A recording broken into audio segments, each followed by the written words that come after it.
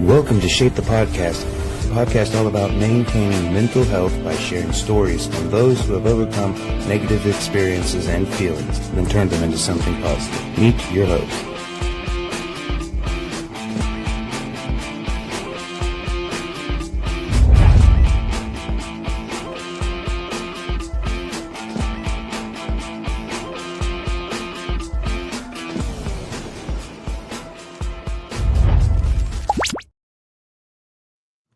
Hey, good evening, everybody. Welcome to another episode of Shape the Podcast.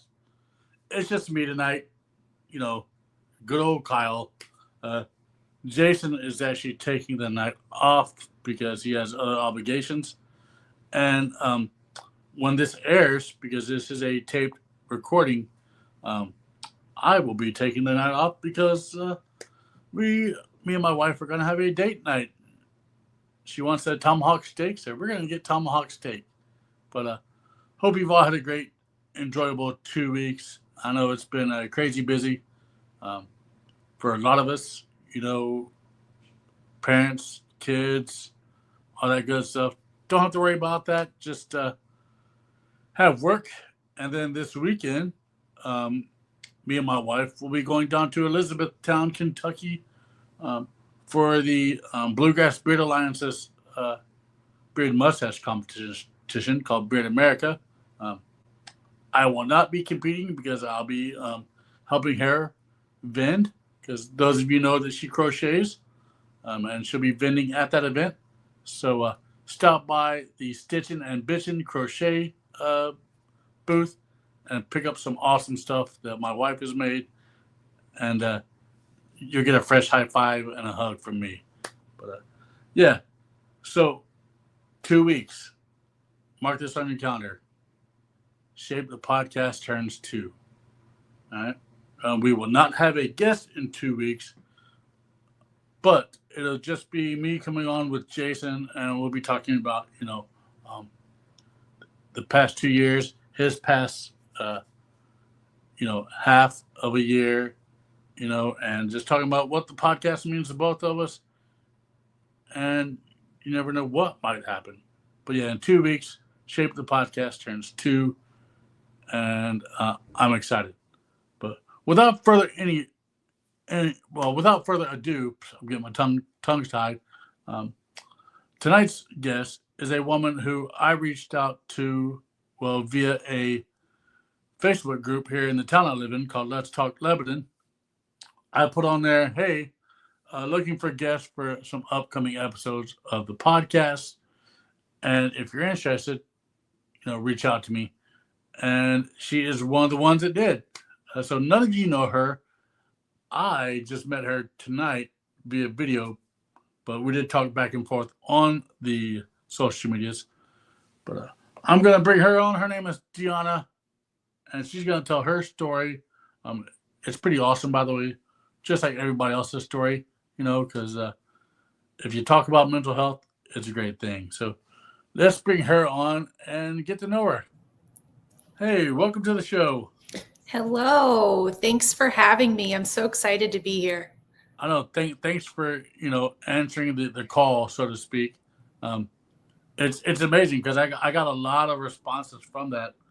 Even people that didn't respond reached out and were like, hey, we're interested in coming on, Yeah. So as I told you before the podcast started, note to self, everybody, if you're looking for a specific guest, make sure that when you do post in the group, read their guidelines, because I got put on like probation. Like I now have to have my post read by them and given permission.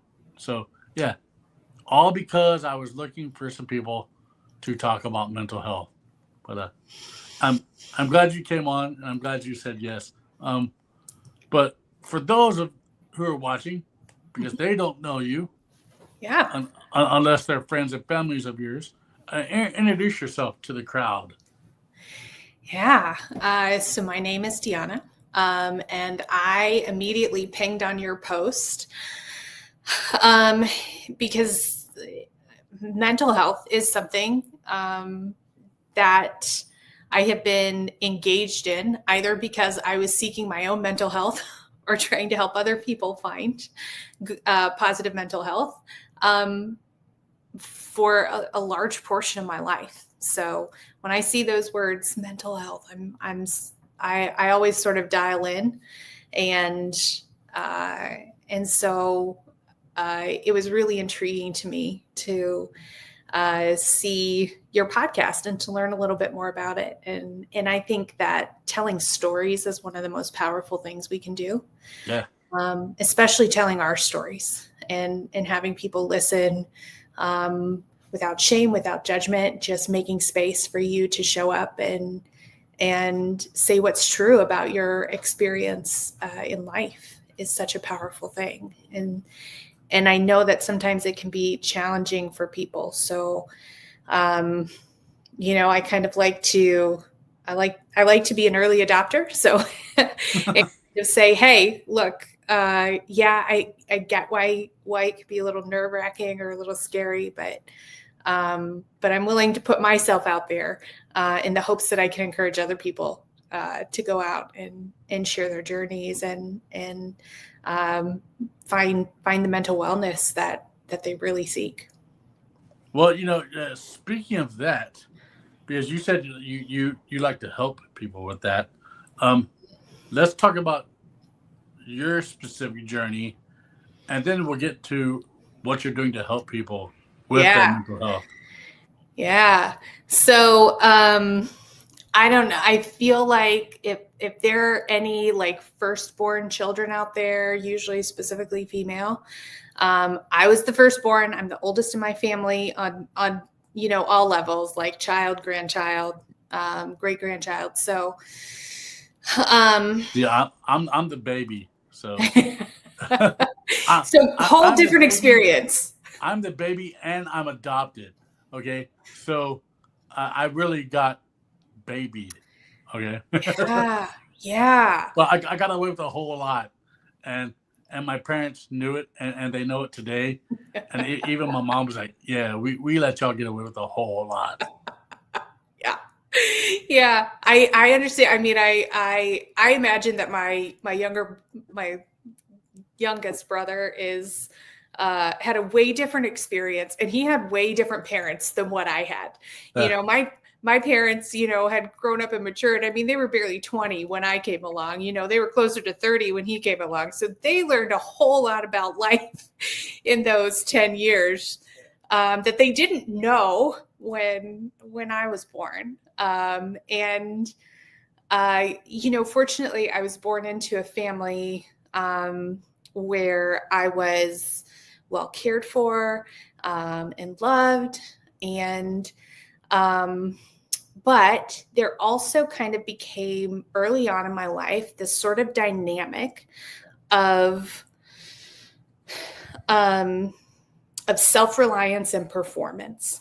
So early on, I kind of started to kind of build this idea that if I can make the people around me happy, then it felt a whole lot better to me.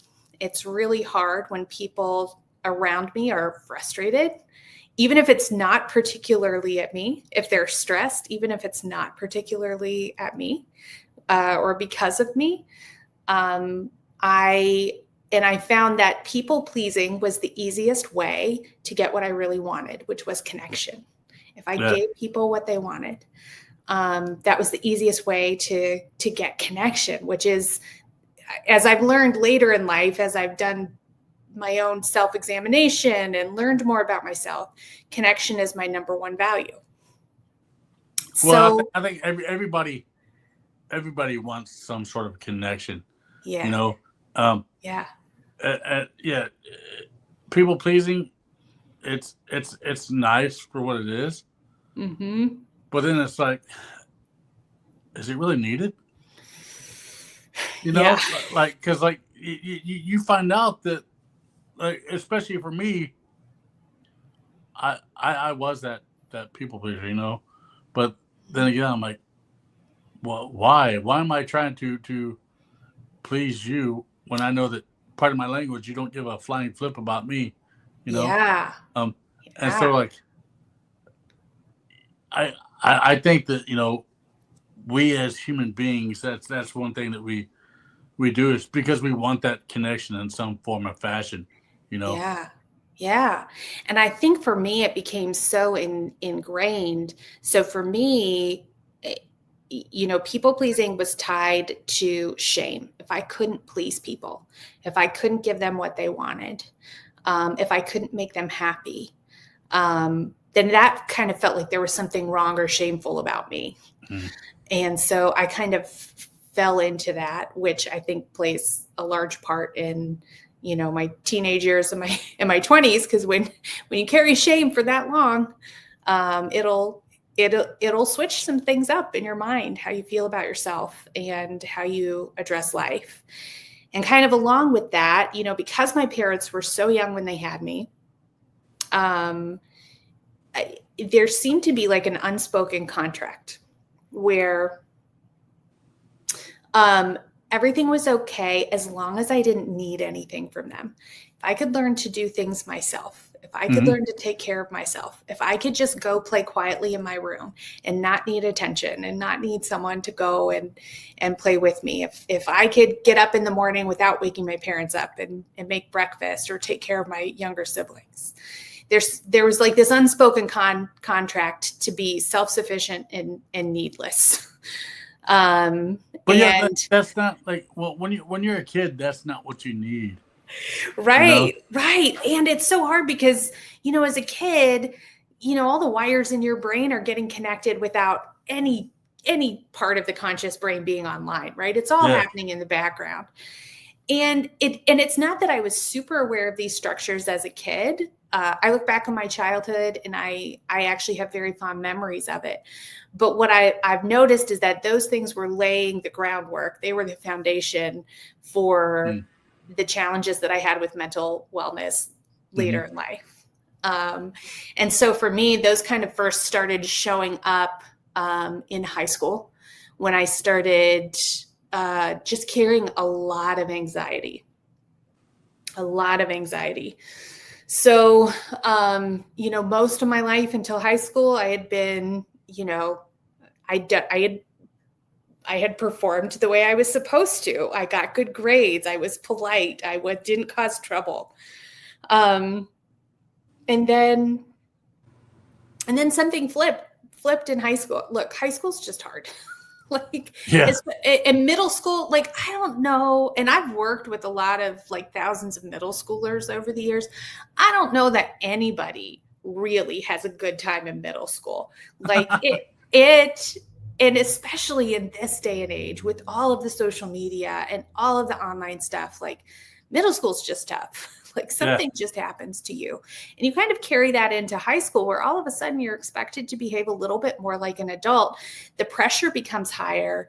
And all of a sudden there was like this realization that I really can't live up to all of these expectations. Like I'm trying to figure out who I am. I'm trying to take care of myself. I've got expectations of parents. I've got expectations of teachers, people at school, things I was Mhm. doing extracurricularly, and all of these things. And it just, what happened is like my body just went into panic mode. It just went into anxiety mode. Yeah. And I would, and I just started, I dreaded going to school. I would find any way out of school that I could. Once I had a car, I would skip school so See, often. I dreaded going to school because, like I said, I was the youngest. And so my expectations were a little bit different because Yeah. I had older siblings, but yet I also had a trend. Like, if I didn't live up to that, or because I was Mhm. related to them in some form of fashion, um, so I got picked on a lot. So Mm, I dreaded going to school because I was getting picked on, and because yeah. of having those older siblings. You know, oh, you're a Waller, like that. I was already known. You know, so Yeah. Yeah. total end of the spectrum, but I can totally relate uh, to where you're coming from Yeah. with that whole anxiety part because you have to Yeah. you have to live up to something. People always want you to live up to something. Right. That expectation, right? And our expectations might have been different from what was expected of you and what was expected of me, but the expectation of other people has played such a large role in my life to at various times, and wanting to meet people's expectations, because if I didn't, then it felt like deep failure. And if it felt like it was possible I wasn't going to meet expectations, then that anxiety would come in. And at the time I didn't have the skills, I didn't have the knowledge to just say, hey, I'm not okay. I need a break. I'm going to look at all of this stuff.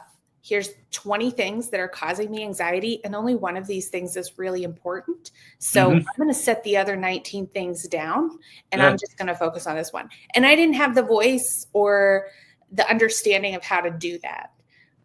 So I would skip school, and I would drive around, and I would, go to Target and buy new music and blast it in my car. And usually, at that time it was like Alanis Morissette, so like trying to get like all of my rage out. And that's now was that back in the tape recorder days, or was that back in CD days?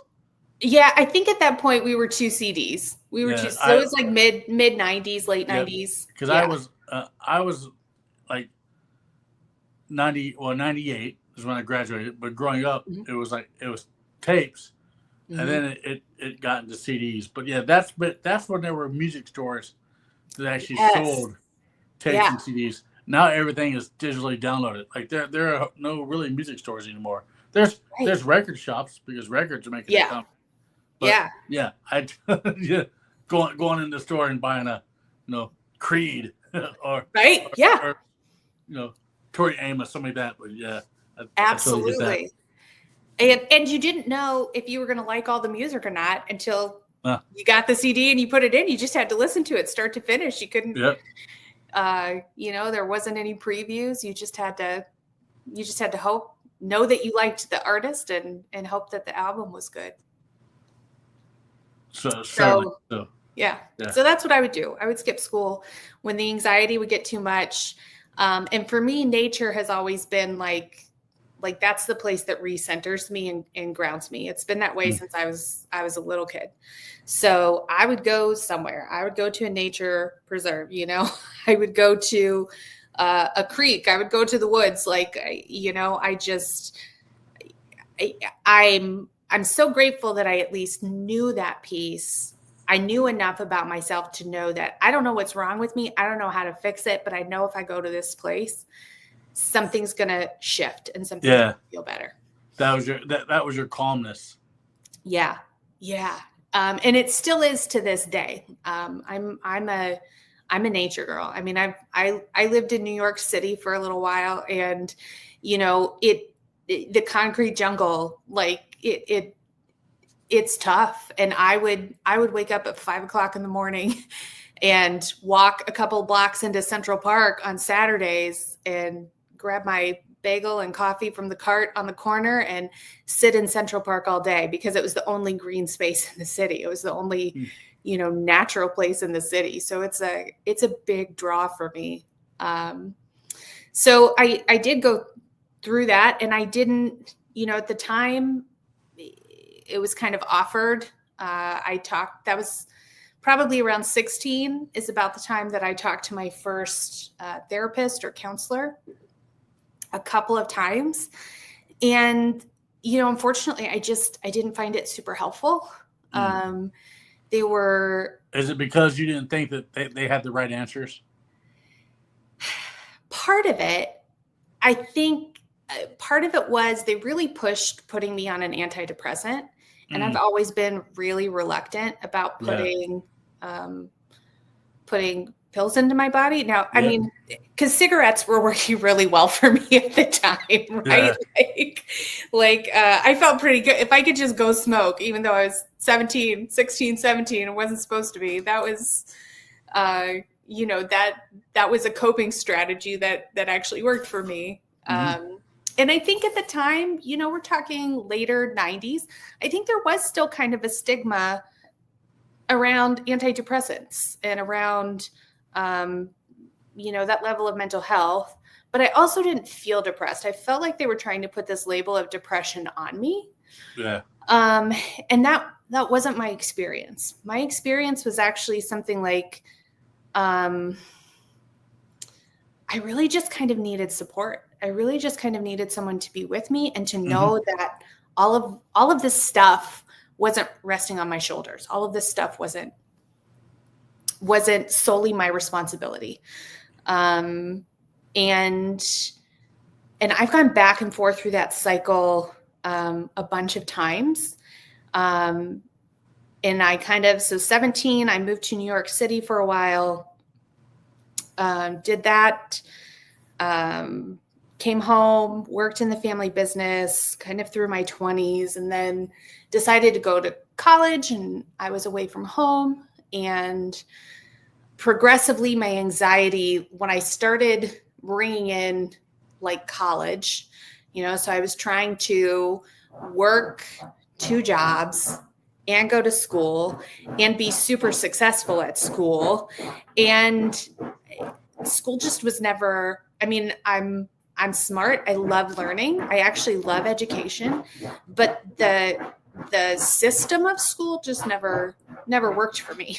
Yeah. I love exploring ideas. I love reading. I love learning about things, but it was so I told you earlier, my number 1 value is connection. My number 2 value is freedom. And there's no freedom in our educational institutions. Like even at the college level where there was supposed to be, it just felt so stifling, and it just felt so disconnected. Yeah. And part of it was, at this point, I didn't go back to college till I was like 20, 21. I was in my early 20s when I started my college journey.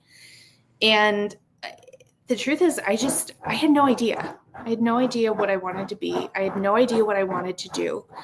And there's all these people around me treating these subjects and these things that I'm learning like they're the most important thing in the world. And you have to excel at these things. And I'm like, yeah, I just don't know if calculus is really supposed to be a part of my future. Yeah. Am I going to use this now?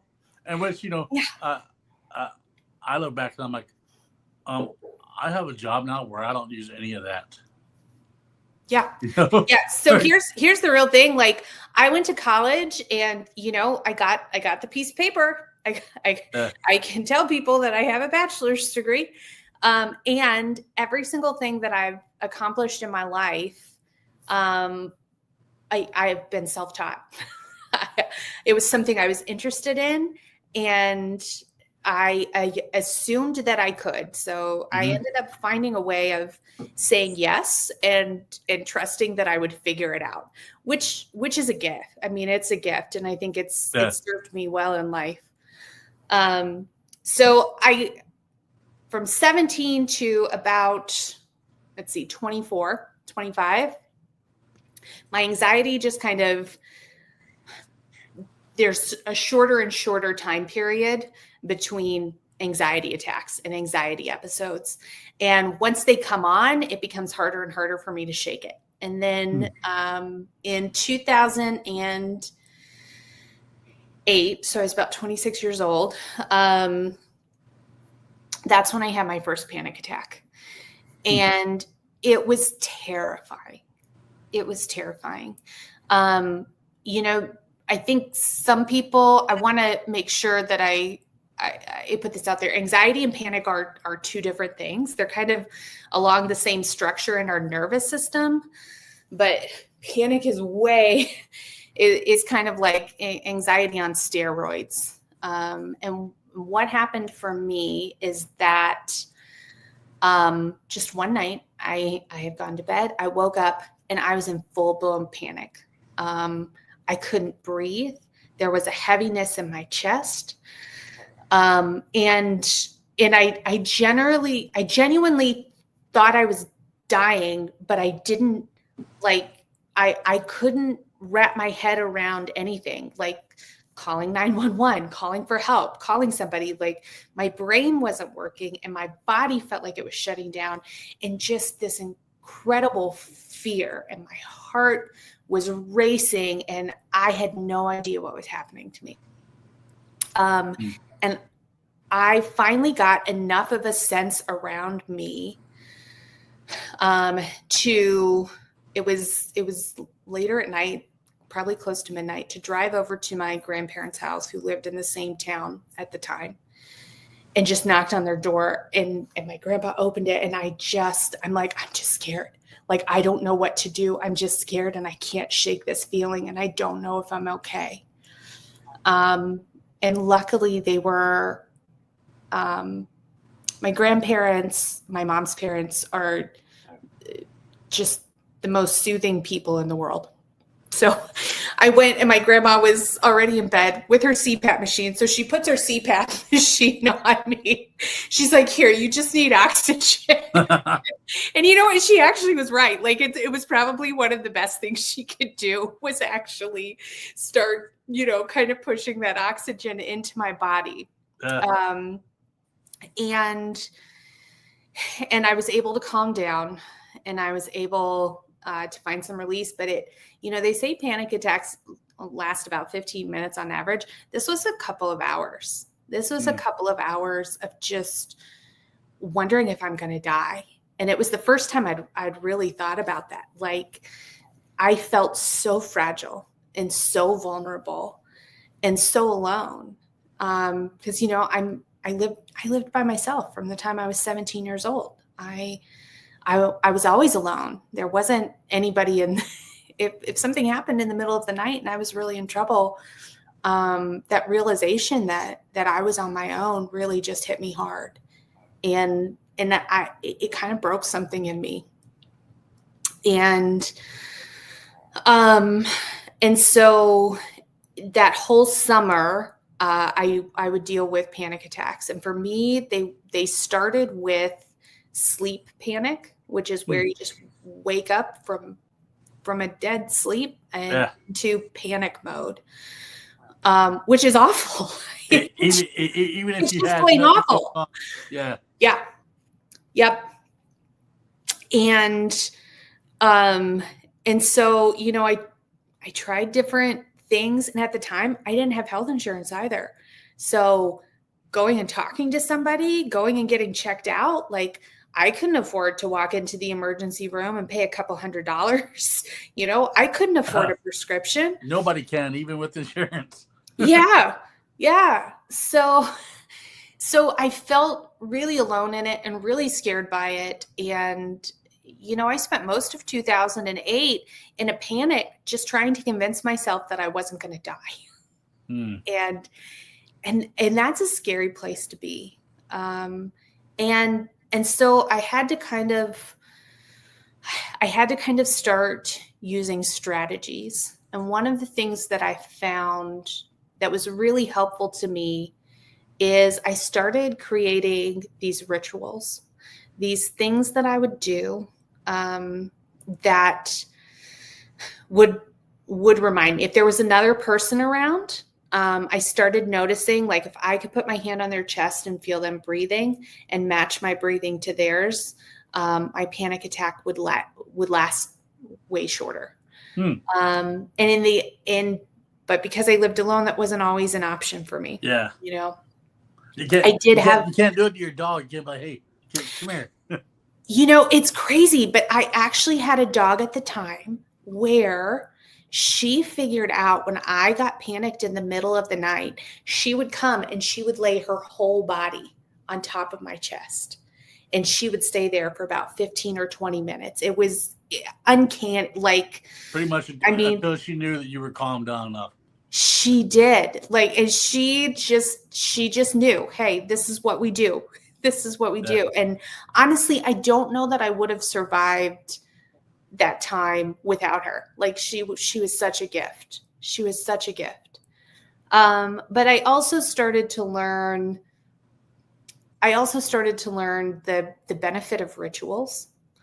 And so when I would start to feel a panic attack coming on, I would go and I would put the kettle on the stove and start to boil hot water. And then I would make tea from the actual tea leaves, like not the bags. Yeah. And I would be really intentional and really slow about it. And then I would hold the mug and I would breathe in the steam really slowly in and out. And I would put, so I could feel the heat on my chest. I could feel the heat on my face. And I didn't know it at the time. I didn't know how effective what I was doing at the time was, but I would also just kind of rock myself gently. Which I've learned, later in life, as I've really started studying these things, I was sending calming signals to my brainstem, which is the survival part of our brain. And when we can rock, when we can sway, when we can engage our senses, our 5 senses, we actually start to send calming signals to our bodies. And I couldn't have put language around that at the time. I just knew I had found this ritual and it made me feel better.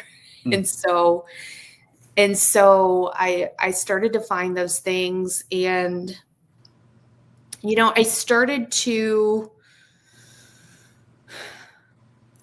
focus a little bit more on myself and my own growth, and focusing on health for myself. And that helped. And I started to get a little bit more as I became more like physically healthy, like in my body, physically healthy. I started to engage more outside of just me sitting in my house by myself, which was really helpful.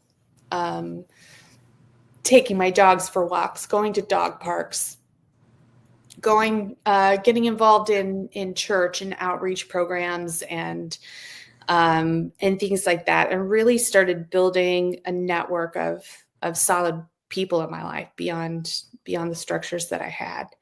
And that became really important. I'm a huge believer that our community, our tribe, our people, whatever you want to call it, they're one of the most important things that you can choose in life, who you choose to be in community with and have around you. Well, all right. So you said something. You said who you choose. Okay. Because some of my choices and my friendships were bad at periods of times in my life. Yeah. But now the choices that I have in friends now, not only did I choose them, but they chose me. So we are like a community. One of my good friends who I'm gonna call after this podcast tonight, because I haven't heard from him this week. I consider him family, and we're not blood related, but it's all about having that good connection, not the bad connection, Absolutely. where that you have to people please to get them to be your friends, but it's good to have that connection to where these people, they really care about you, and they don't care about you because of this and that. They care about you because they care, So I think that's one of the most it's just when you find those people where you can just show up and say, look, I'm a mess. I am falling apart today. I do not have my shit together. I do not have a clear view on the future. I don't even know if I care about the future, but here I am. Will you be with me? And they don't even hesitate to just say, yeah, sure. I mean, those are your people. You also said something about the future. What I've learned not to concentrate on the future. For me, it's concentrating on the now. What's here. I can't control what's going to happen tomorrow. Right. Or the next day. I can't control what happened in my past. I think that a lot of people kind of dwell upon that too much is the future. Stop thinking about the future. Start thinking about the now, and what in your life are can you control now? Because yes, there are things that happen in our lives that we can't control, but it's what can you control in the now, not what can you control in the future, because the Right. future's not, the future's not here. No, nor Yeah. is it Yeah. guaranteed to be here. Yeah. Especially with this. But yeah, so I just tend to think that a lot of people need to be more acceptable of the now, Yeah. and the moments that we have now, because Yeah. tomorrow won't be tomorrow when you get there. Tomorrow will be now, Yeah. Yeah. and I Yeah. just Absolutely. it's just crazy how of course when we were younger, you know kids, teenagers, of course we concentrated on the future, because Sure. oh yeah, Yeah. in the future this and that, that's different, but a lot of adults do that now, and and they forget, and Yeah. I'm guilty of it just like everybody else is, Sure. but Yeah. you gotta think, what can I do now, Mm-hmm. that will Yeah. help my future if my future gets there, Mm-hmm. Yeah.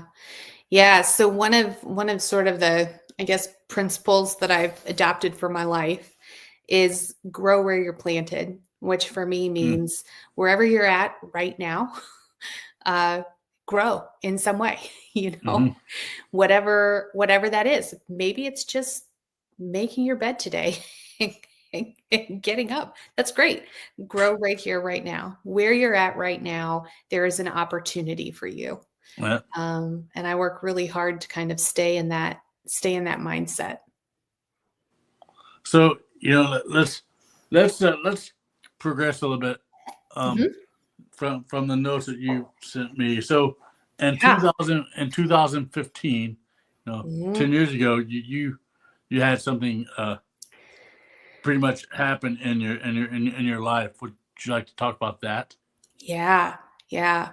So just to give a little background leading up to it, in 2014, the direction I thought my life was going in kind of shifted.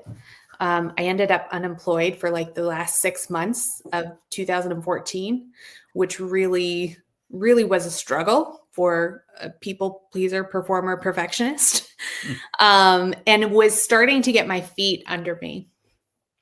At the beginning, I finally found employment at the end of 2014 in December, and the first half of 2015 was really trying to figure out. I didn't have a single job. I had to work a couple of jobs to kind of make ends meet. Um, and I was on a trip out to Colorado, and I just got home. It was 4th of July. It was 4th of July weekend. It was actually July 5th.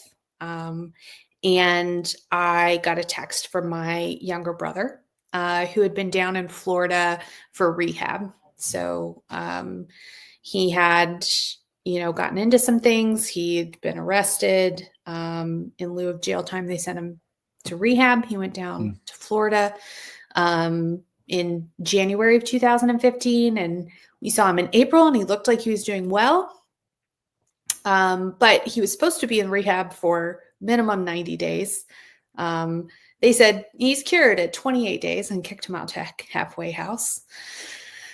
And so we didn't really know the story of what was happening. And so mm. I just got home from Colorado, and I got a text. Me and my sister got a text from my brother, basically saying, I just want to tell you both I love you, and I'm just going to end it. I'm going to end it all.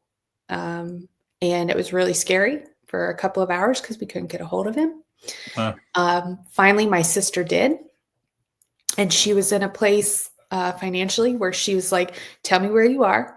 I will send you an Uber. And Uber was still like a new thing then, but thank God, like I will send this to you.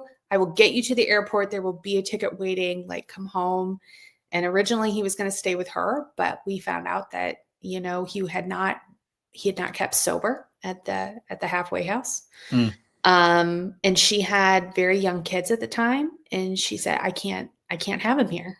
And it was me, and being the older sister and the responsible one, I brought him to my house. And I really thought that I brought him to stay just for a couple of weeks while we figured out the right rehab situation for him to be in. Yeah. And then he opted not to go. That's because he wasn't ready, and because it takes. Here's the thing. Yeah. I truly believe that yes, some people, if they are willing and ready, and if the courts send them, and they really want to do it, then they'll do it. Yeah. But you have to be willing and ready to make that change. Yes, do people stumble? Yeah, it's gonna happen. Because that's, especially in 90 days, man. Those first 90 days of any type of recovery are the hardest ones. Yeah. Really that first year. Yeah. I was in recovery. I'm able to day, and I talk about this often. I'm able to day and sit 20 feet away from a liquor cabinet full of bourbon, but I walk by it every single day. I don't have to pick it up. I don't have to drink it. Yeah. But yeah, I think, like you said, there has to be a willingness to make the changes, and he just wasn't ready. He just wasn't ready to make the changes. As I've learned, and look, when I first started this journey back in 2015, I knew nothing about addiction. I knew nothing about the brain. I knew nothing about healing. I didn't really know the ins and outs of mental health. But one of the things that I found to be, the piece that and I do talk to people who are, run recovery places and things like that. But one of the things that they usually fail to address is the fact that, that they're not, most of the time, people aren't using an addictive substance to get high.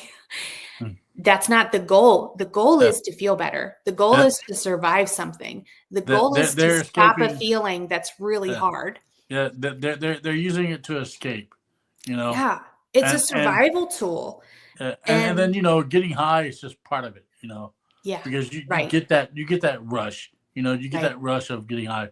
It's just like drinking. You get that rush of drinking, because once you get to a certain point, all your problems get taken away, but really all your problems get intensified. Yeah. And I think people, so often I've seen this structure where, what is familiar to us feels so much more safe than what is unfamiliar in our brains. And so I know, so when you think of the addict, someone who says, you know what, I know that this works.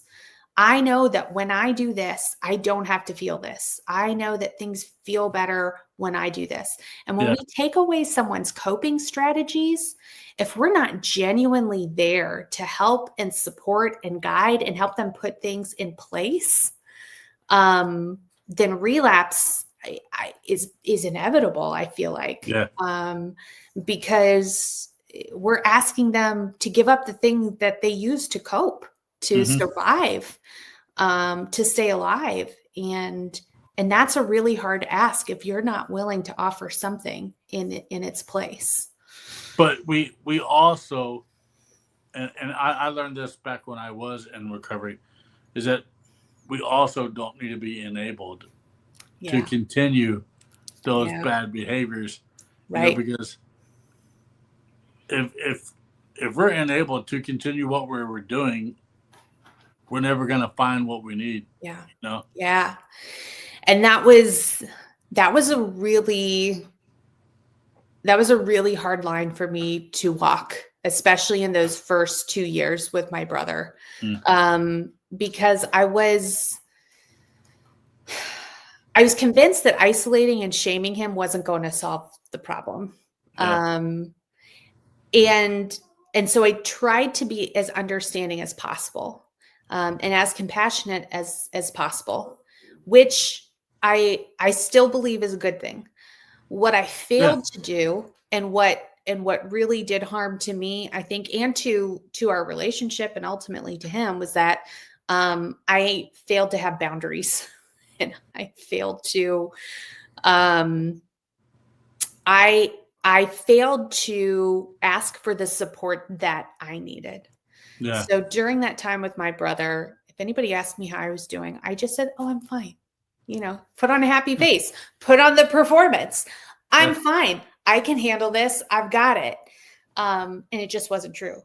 I was in no way prepared to do life full time with an addict. And not just an addict who also had mental health issues. So massive depression, massive shame and self-hatred. And who's, what I've come to learn, is probably neurodivergent, who probably also has a brain that isn't wired typically, whatever typically means, but zero way prepared. And so I had to kind of learn as I go. But those first 2 years were really, really hard. And it culminated in, he had started seeing someone who introduced him to crystal meth. And he ended up he got a bad batch that kind of tripped him into psychosis. And, the police took him to the emergency room. The emergency room doctor just said, nothing we could do. Sent him home with me that night, where he had a break in reality. And it was just, it was really hard. And when my brother, the emergency rooms, they're not coped with mental health. Yeah, they know how to get you out from an overdose, but anything past that, they're like, we've done all we can do, Yeah. Go. And it was kind of the combination. So my brother also has, and this is kind of a lineage passed down to him from, his great grandfather to his grandfather to his dad to him, what's known as intermittent explosive anger disorder. So sort of naturally an angry person anyway. And then you add chemicals and all sorts of things on top of that. And he could get really scary. And I'll say, he never was physically violent with me, but there was definitely intimidation, manipulation, verbal abuse at times. And he would punch things. He would punch holes in walls and doors. And I lost a lot of safety deposits on apartments because of holes in the wall. And the wild thing is that I didn't really think anything of it. I didn't really think anything of it. I was just, because part of it was I was just trying to survive. I was just trying to survive.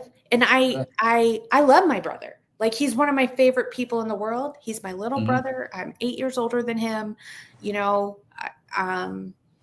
you were trying to survive with your own, and then here you are, you have your own stuff with your mental health, and then you get tossed this on top of it. So you're not surviving for you, but you're trying to survive for both. And I can tell you that was probably very difficult, and weighed down on you as a person. So how are things today with him? Like, how was that? So today, we've taken a couple of breaks from living with each other. I say we do life together, shortly after that crystal meth episode, he did go into rehab and got meth and all of that, and has stayed clean from that. And a couple of times he's just moved out and crashed on people's couches. And a couple of times, once he had his own place for a couple of months around COVID. But for the most part, we've lived together and do life together. And I've learned a lot. I've learned a lot about how to have a healthy relationship with someone who's struggling. Yeah. But my experience with him has also pushed me into wanting to understand people better, and why we do the things that we do, and what are the structures in place, which led me to all sorts of things. But the things that I found to be most helpful is learning about our nervous systems, learning about the regulation of our brain, bottom up regulation of our brain, learning about how our relationships can either help or harm us. So, one of the things that I say a lot is that we're broken in the context of relationships, and we're healed in the context of relationships. And through all of that, I really have educated myself, which has, in some part, just to make my life easier, to understand things that were going on with me, to understand things that were going on with him, and just kind of this dogged persistence. Like, I'm gonna figure this out. Like, I am so stubborn. I am so stubborn. And I will not give up on myself, and I will not give up on him. And now I won't give up on the people that I work with. So it took me into this learning thing where I started to, for my own healing, I went and started doing work with horses. I had a session with someone who partnered with a horse, and horses have been something that I've loved my whole life. And in one session, I had more clarity and more awareness, I think, than I'd had from all of my years that I'd gone to therapy. And so I decided, you know what, I really want to pursue this. I want to be able to offer this to people because it's really powerful. Mm-hmm. And so in 2017, that's when I joined a program to learn how to do that. How do I partner with horses to create safe space for people to work through hard things in a way that's supported, but in a way where I'm not giving them the answers, because I can't give anybody the answers for themselves. What I can do is hold space for them to work through what they need to work through, and maybe reflect something back to them so that they can see it in a new way, or see how it's operating in their life. And the horse is such a great partner in that. And then, along with that, I started learning about trauma and really what it means to be trauma informed, and the nature of trauma and how it shows up in our bodies, and why it's so important to understand when you're working with people, which led me to neuroscience and the nervous system and all of that stuff. So and then with that, kind of as I was learning that stuff and I was starting to work and supporting people, I was approached by a nonprofit organization that I had previously worked for. And this was on the heels of COVID. So late 2020. And they said, we're having a really hard time finding someone to run our batterers intervention program, which is a program for men who have been convicted of domestic violence. For the most part, it's not always that, but it usually is. Yeah. And I knew I had something to offer, but there was something that just felt kind of weird. Like why me? Like, should a woman be leading this class? Should a female be leading this class? I was gonna say that had to be a little weird, doing that because you're convicted. These guys were Yeah. were were convicted of battering. Yeah. And and Yeah. and but so that had to take a lot of courage as a Yeah. woman, you Yeah. know. Yeah. To, And so and I have to say, you know, had I not had the experiences that I had with my brother, I don't know that I could have succeeded in that role. Um, and I kind of went in kind of determined to see these men the same way that I saw my brother, as people who had stories, who had trauma. Doesn't excuse behavior. Like, I like to be very clear when I talk about these guys. Like, the things that they do are not okay. yeah. And there is no part of me that consents to what they did or approves or affirms what they did. Mm-hmm. But the other side of that is everybody has a story. And when I started to learn the stories of these men, very often there was trauma and abuse in their childhood. Very often they were raised in very violent families. Very often they had at least one parent who had spent time in prison, or and again, not excuses, but there are certain structures that come into place. Yeah. And the curriculum that I sort of entered into to start working with these guys, it wasn't trauma informed, which was a huge red flag for me. And so I thought maybe there's a better way. So I ended up changing the name from Batterers Intervention to Safe Relationships. Because what I found is that most of them had no idea how to be in relationship with anyone, including themselves. Yeah. They couldn't be in relationships with themselves. They didn't know what was happening for them. Like, most people came in and they're like, I don't know what happened. Like, this, and this was happening. And then it was just like, I snapped. And I'm like, well, you don't know it, but your body was actually giving you a ton of signals leading up to that snap that you just weren't aware of. And so, we're pretty clear in class, most, I think most people think that they're coming into a punishment. I like to tell them right up front, like, I really think this is an opportunity. This isn't meant to be punitive. This is meant to be restorative.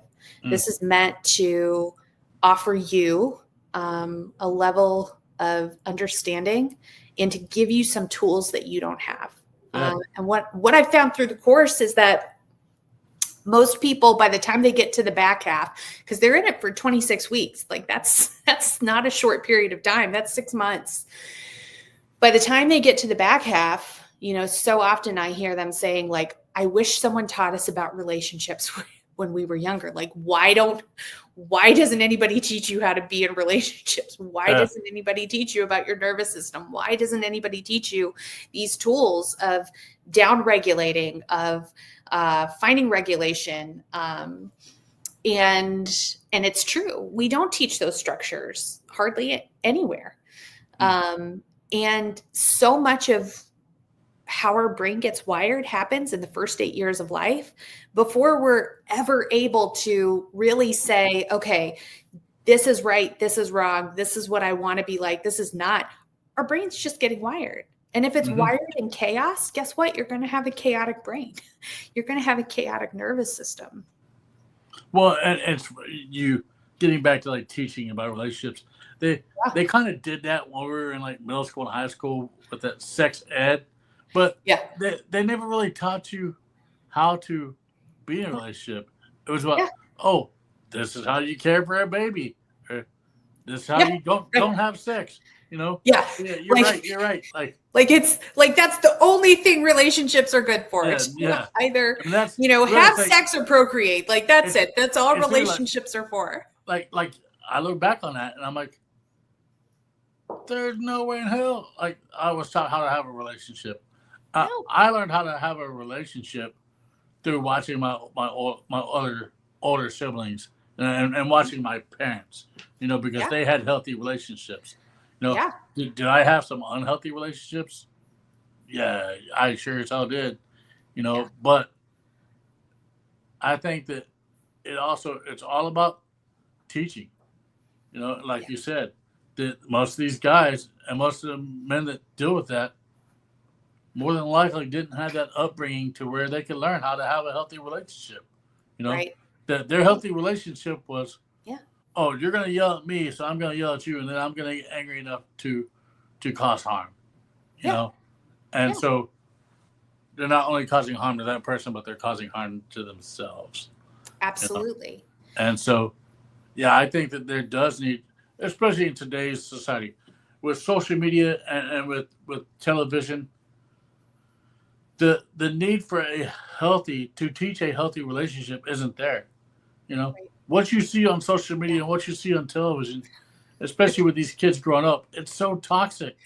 So dysfunctional. Yeah, It's so dysfunctional. and people wonder why the suicide rate with teenagers is so high, but yet also the suicide rate with guys in general, with men in general, is astronomically high. It is. So It is. I think that's what's broken. I think about the whole mental health system is that it all starts with relationships. Yeah. And if we can teach one another how to have a proper relationship Mhm. with not only ourselves but with Yeah. other people, and I'm not talking about like men and women. I'm talking about friends, Yeah. things of that Yeah. nature. Relationships But are relationships. it's broken and it needs to be fixed. And I think if yes, there is a chemical balance in some men that Mhm. unfortunately you cannot fix that part of that Right. that chemical balance. But Yeah. if they have the keys and the knowledge Mhm. that they needed to form those safe Yeah. relationships, then I think it would be a whole lot different, But Absolutely. there's just some things you cannot control, Right. Yeah. So I think that's Yeah. amazing that you're doing that, helping that, because Yeah. and it takes a strong woman, I know if I were a woman, Yeah. I don't think I can do it, But you have to, Yeah. and I get it, you have to put away in the back of your mind what they did. You Yeah. you have to look at them as you're Sam, you're a human being, Hmm. you know, Absolutely. and that's what you have, and that's what we all should do. Yeah. Is Yeah. we have to look at them as a person, Yeah.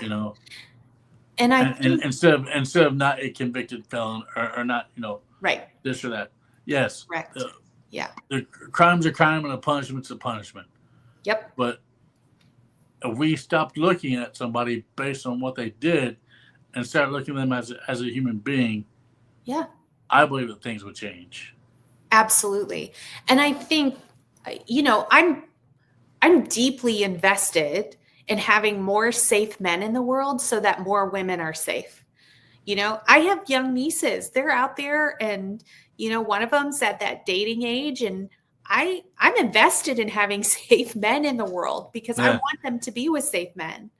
I have a nephew. I'm invested in wanting him to be a safe man. And I am invested in having women be in relationships that are safe. And you can't do that in a male female relationship if the men aren't safe, or even in a male male relationship sometimes. Yeah.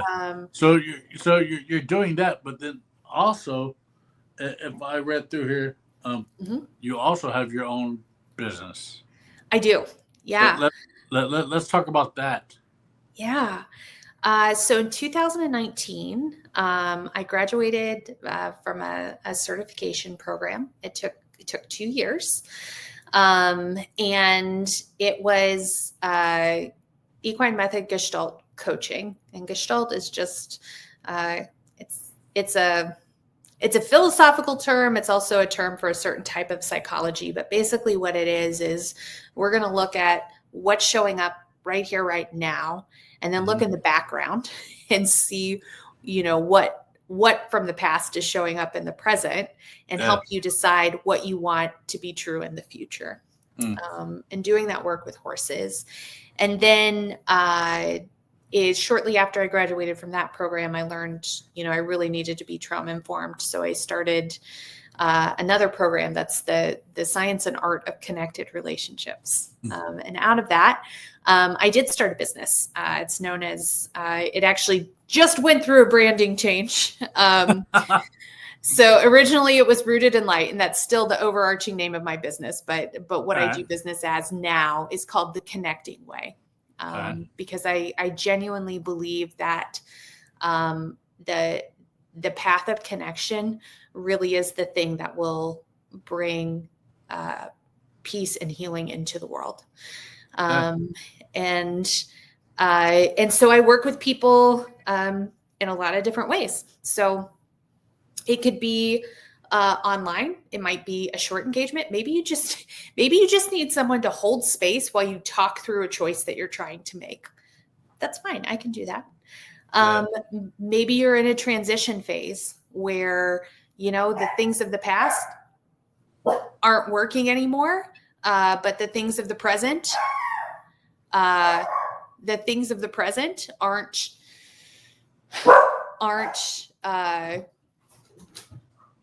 clear to you yet. So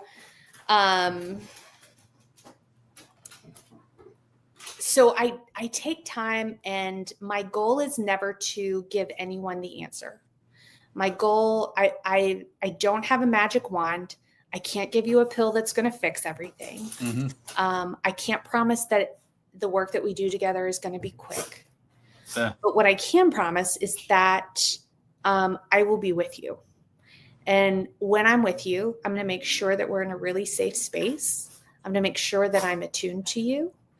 And I'm going to make sure that you can show up as authentically as possible and say what's true for you. And in that space, I genuinely believe that you will discover what you need. And I can't tell you what you need, but I can create a situation where you can become aware of what you need. Because I genuinely believe people know. Like, I genuinely believe people have the answer inside of them. But usually they don't have the tools, or they don't have the space to access it. So I help them access that inner knowing. And sometimes I do that work with horses. So especially around the topic of relationships and healthy relationships, what's wonderful about the horses is that it's a real relationship. They're a sentient being. And they can choose to be in relationship with us, or they can choose not to be in relationship with us. And it gives us a really wonderful practice space without judgment, where we can get real-time feedback of how we're showing up. Are we showing up? When we make this request of the horse, what do we notice the horse doing? Do they get stiff in their body? Do they relax and move towards you? And it's this dance of trying to figure out, okay, this is how I'm showing up, and this is the effect that it has in this other being. And when this other being has this is the effect that it has in me, and becoming aware of our own structures. And, one of the images that I give to the guys in my class is that my goal is to help you have deep enough roots that you can be a palm tree in a hurricane. You cannot control the external. You cannot control the things that are happening around you.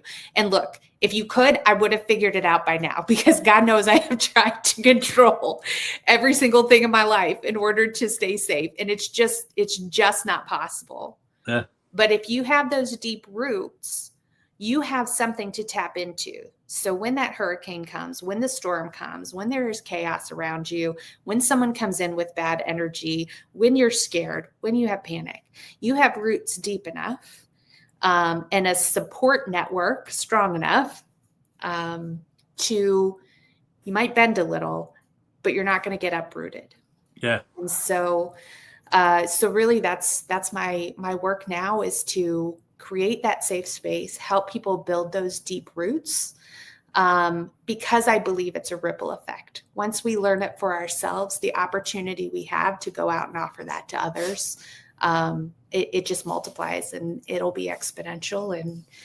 And my hope is that we all end up just healing each other. And is that a nonprofit organization by chance? So it's not right now. Right.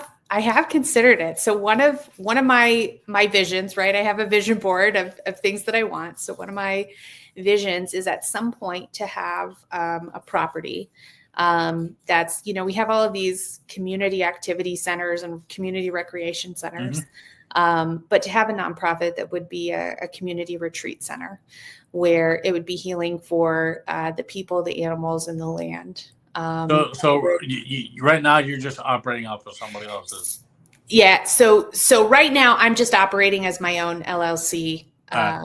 And the work that I do with horses, I partnered with this wonderful organization called Mustang Journey. They rescue Mustangs, and they have Mustangs that heal veterans and veterans that heal Mustangs. It's a wonderful organization. And so I use their facilities when I do the work with the horses. So I don't have my own property right now, but that's the vision, is to have a community retreat center where people can come and receive low or no cost services and really, really experience healing in nature and through what I think most people would consider alternative modalities. Yeah. Well, that's amazing. If anybody is interested in being a part of that, what you're doing, how can they get a hold of you to say, hey, maybe this will either benefit me or benefit somebody I know? Yeah. So you can go to my website. It's theconnectingway.com. I will say it is under construction, but all of the information you need to get in contact with me, phone number, contact page, as well as a list of services as well. So, it's, I was going to say, do you also have that it's busy. And a Facebook page as well? Yep. So you can find The Connecting Way on Facebook and Instagram as well. And hopefully YouTube shortly, but I'm not there yet. Hey, you know what? It took me a while to be like, what? I'm gonna branch out to YouTube and put it on YouTube, because it seems now with especially podcasts, if you're not on Apple, you're not on Spotify, you're not on YouTube, Facebook can be a little bit finicky when it comes to podcasts.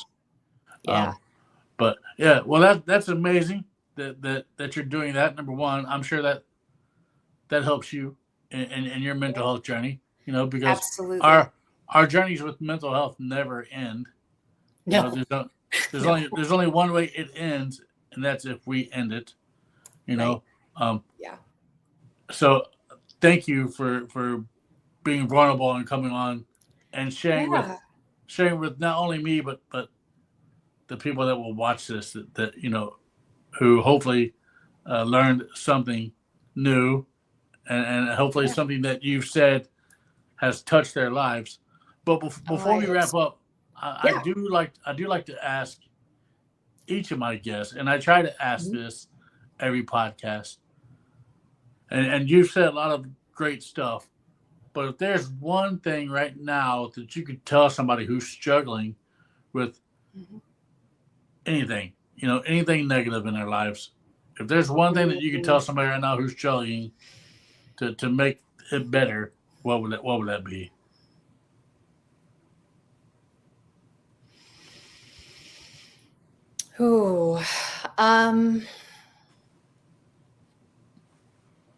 Wow. Wow. I feel the weight of that question. I really do.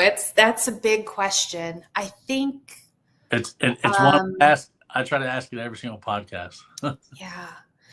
So I think one thing that I would suggest is